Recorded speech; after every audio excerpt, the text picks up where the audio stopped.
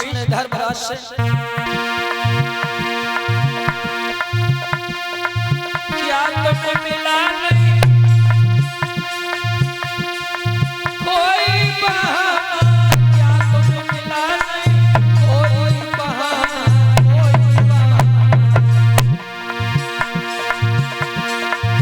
कैसे फंस गए चांडाल चौकड़ी में, कैसे फंस गए, कैसे फंस गए चांडाल चौकड़ी में, कैसे फंस गए।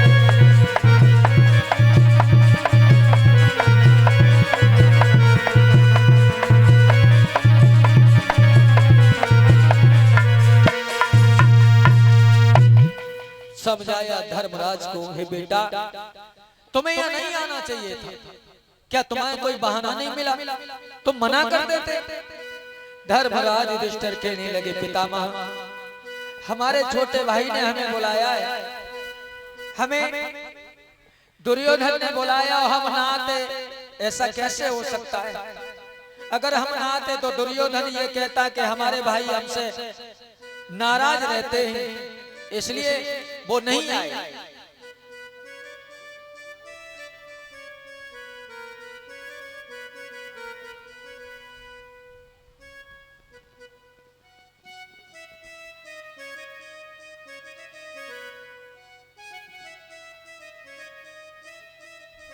पितामह से मिलने के बाद धर्मराज युधिष्ठिर अपने भाइयों को साथ लेकर के दुर्योधन की सभा में पहुंचे। दुर्योधन की सभा में जिस समय पहुंचे हैं, बड़ा सम्मान दिया है दुर्योधन ने, बिठा लिया है पांचों भाइयों। धर्मराज युधिष्ठिर से दुर्योधन ने कहा कि भैया आज हमारी इच्छा हो रही है कि हम कोई आप मिलकर के खेल खेलें। क्या खेल खेलें? शकुनी बोल उठा पहले दुर्योधन से, धर्मराज हमारी इच्छा है कि हम जुआ का खेल खेलें। धर्मराज ने दोनों हाथ जोड़े कहा, मामा श्री ये जुआ का खेल बहुत गंदी चीज है, ये जुआ इससे पशु भी हार गया,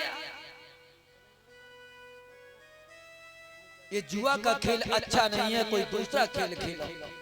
शकुनी कहने लगा, भांजश्री कोई सचमुच का जुआ थोड़े खेलेंगे, झूठ मूठ का जुआ खेलेंगे, और जिसमें जो कोई जो चीज हारेगा उसे वापस कर दी जाएगी बाद में।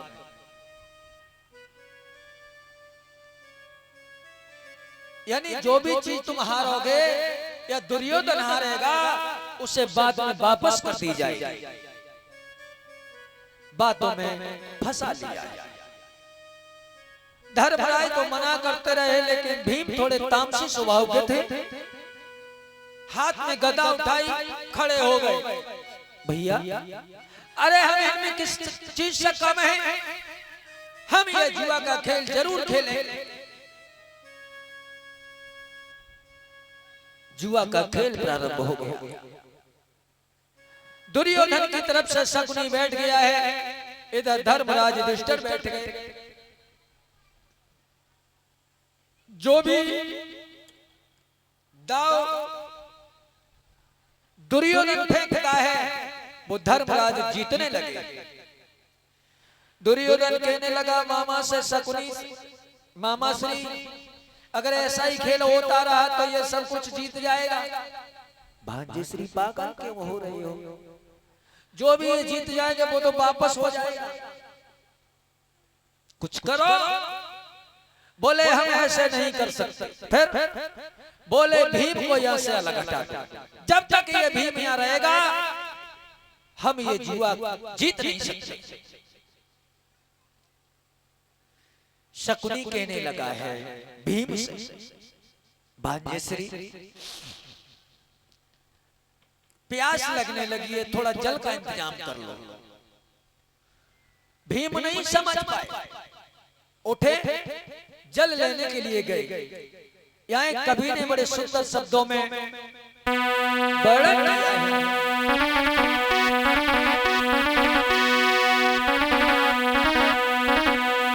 कि जुआ हार गए और जले भीम बन गए।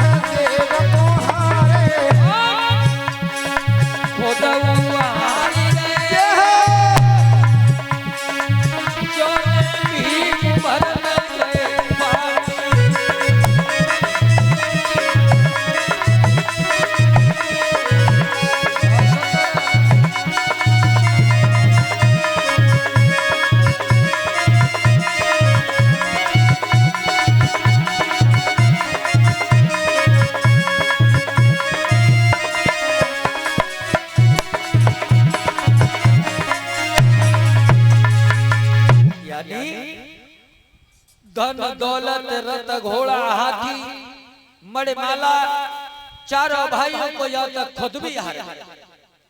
अब जैसे खड़े हुए धर्मराज तो शकुनी ने कलाई पकड़ ली। अरे भांगी श्री कहां जा रहे हैं, बैठ जाओ। धर्मराज बोले मामा श्री अब तो हमारे पास कुछ भी नहीं रहा।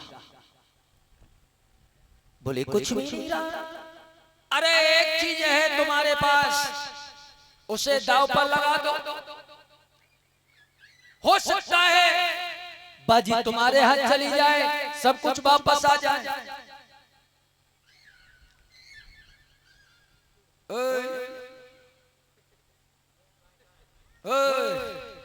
बैठा ले, शांति कर ले, बैठ जाओ लहुआ।